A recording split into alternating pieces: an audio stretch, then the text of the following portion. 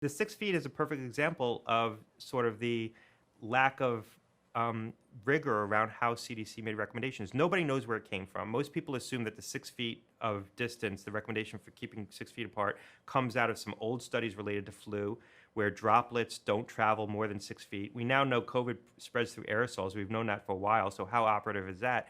The initial recommendation that the CDC brought to the White House, and I talk about this, was 10 feet.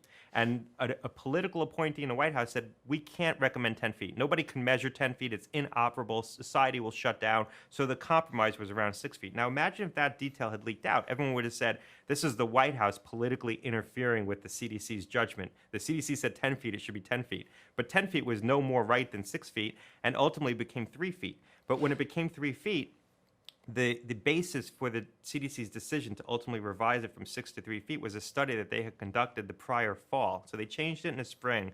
They had done a study in the fall where they showed that if you have two masked individuals, two people wearing masks, the risk of transmission is reduced 70% with masks if you're 3 feet apart. So they said on the basis of that, we can now make a judgment that 3 feet is an appropriate distance, which begs the question, if they had that study result in the fall, why didn't they change the advice in the fall? Why did they wait until the spring? And So this is how the whole thing feels arbitrary and not science-based. So we talk about a very careful science-based process, and then these anecdotes get exposed, and that's where Americans start to lose confidence in how the decisions got made.